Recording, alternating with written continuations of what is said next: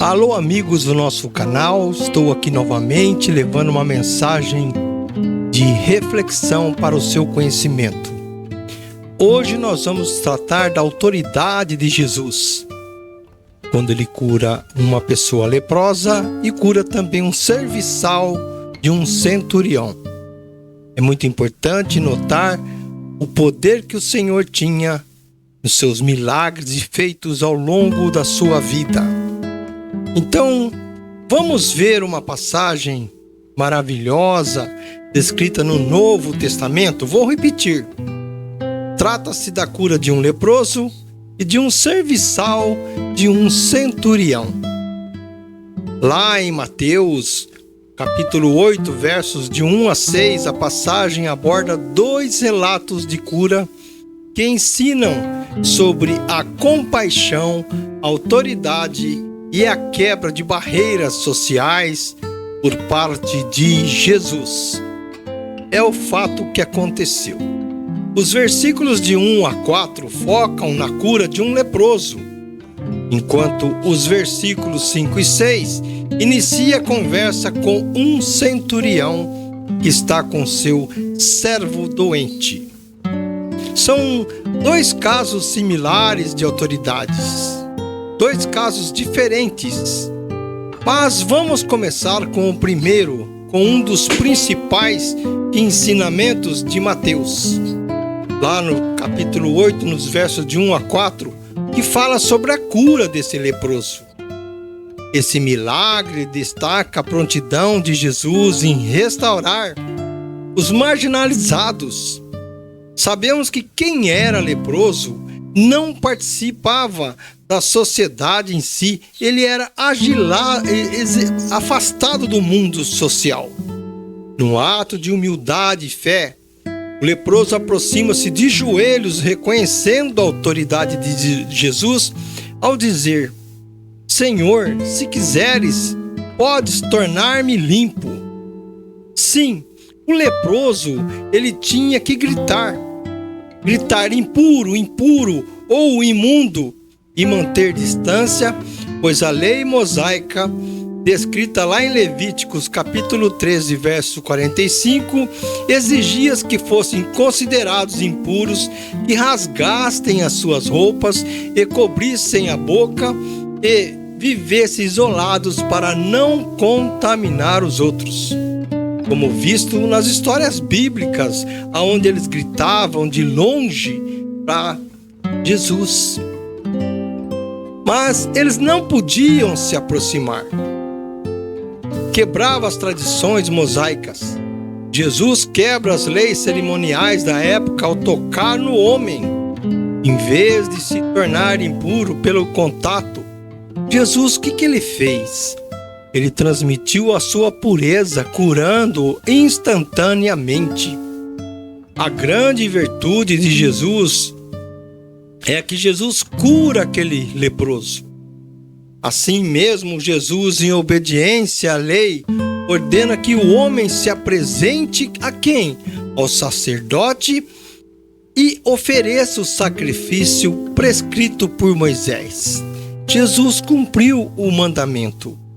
Isso mostra que ele não veio revogar a lei, mas cumpri-la e dar testemunho público daquele milagre. Todos viram, mas indo para o início do diálogo escrito em Mateus capítulo 8, dos versos 5 e 6, Jesus está diante novamente de um centurião romano, onde cheio de autoridade e responsabilidade aquele homem tinha. Esse versículo que citei até aqui introduz um exemplo de fé vindo de um gentil, de um não judeu. Mesmo assim, o centurião, o que ele tinha? Ele tinha a convicção que tudo poderia mudar e agiu com intercessão e preocupação com aquele que estava doente. O centurião, um oficial romano, ele se aproximou de Jesus pedindo ajuda para si, mas para seu servo, que estava sofrendo muito. Na verdade, não era para ele, mas ele sentiu como se fosse ele.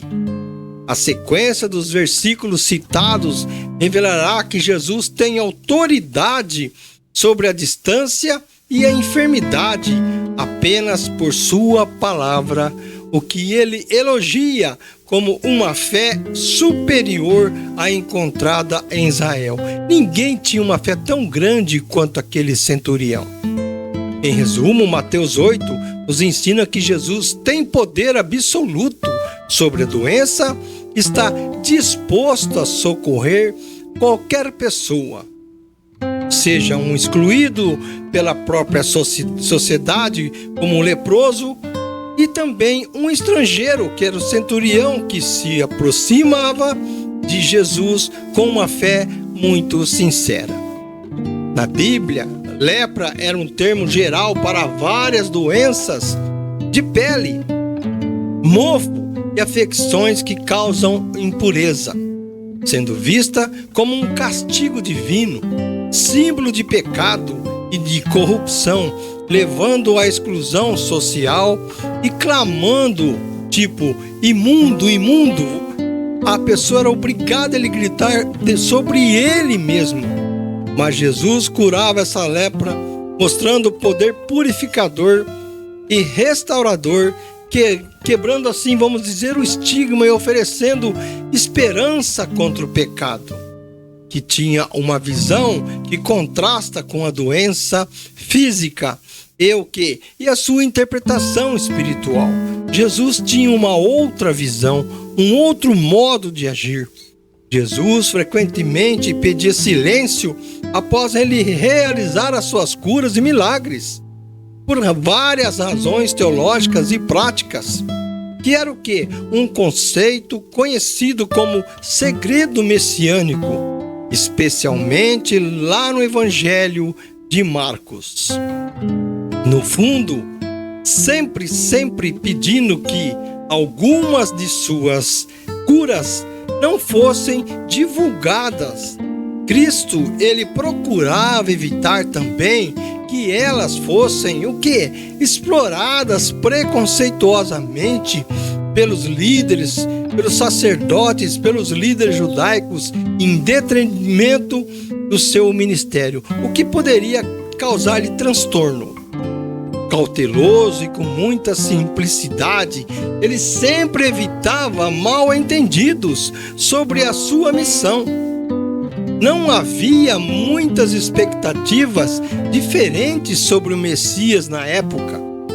A maioria delas eram políticas, esperando que um líder que liderasse uma rebelião contra o Império Romano que dominava a Judéia naquela época. Jesus queria evitar que as pessoas o seguissem pelos motivos errados, apenas por milagres, ou seja, libertação política e o quê? E se concentrassem em sua verdadeira missão de o quê? De transformação espiritual e salvação através de futuramente sua morte e sua ressurreição que estava por vir. Jesus, ele queria controlar como e quando a sua identidade e a natureza de seu reino seriam plenamente reveladas. Ele demonstrava espiritualmente uma divulgação prematura ou sensacionalista dos milagres poderia atrapalhar seu ministério e aumentar a perseguição antes da hora certa, antes da sua ressurreição. A cura era para a pessoa desfrutar e experimentar a obra de Deus em sua vida. Não era usada como propaganda para querer se aparecer. Jesus desejava uma mudança de vida e uma reforma íntima verdadeira, e nem todos que recebiam um milagre estavam prontos para ser testemunhas maduras, sem o devido preparo espiritual. É um fato que acontecia. Jesus, ele demonstrava humildade e dependência do Pai. O silêncio de Jesus, em algumas ocasiões, demonstrava a sua humildade e o foco em fazer a vontade de Deus, do Deus Pai, não buscando glória pessoal ou publicidade para si. Não, ele não era o motivo de tudo aquilo. Já no caso específico do cego lá de Betsaida, lá em Marcos 8, capítulo 22 e 26, Jesus o levou para fora do povoado antes de curá-lo em 2 etapas. Em seguida, instruiu-o a não voltar para a aldeia. Ele deixou claro a missão dele. Isso também pode ter tido um propósito pedagógico para os discípulos, mostrando que a necessidade de separar as multidões e de um processo gradual na compreensão da fé. As pessoas não tinham uma visão espiritual. A autoridade de Jesus era descrita como suprema, divina e abrangente sobre toda a criação, sobre o pecado e a própria morte. Ela não era baseada em posição terrena, material, mas emanava de sua natureza como o Filho de Deus e era demonstrada por meio de seus ensinamentos, milagres e ações coerentes. Eram claras, visíveis aos olhos humanos. Para terminar, sempre vamos lembrar que a autoridade de Jesus, ela provém de Deus Pai. Ele é identificado como o Filho do Homem que recebe todo o domínio, autoridade e um reino eterno, conforme profetizado lá em Daniel 7. É o que vemos e lemos e entendemos. Mas vamos entender que Jesus sempre compartilhou milagres. É a verdade que se escreve. Jesus delegou parte de sua autoridade aos seus seguidores, os apóstolos, e subsequentemente a própria igreja, capacitando-os de expulsar demônios, curar doenças e proclamar o reino de Deus em seu nome e sobre o quê? Sobre a sua soberania. Essa autoridade é a força motriz para a missão contínua da igreja no mundo. É o que nós vivemos ainda nos dias de hoje.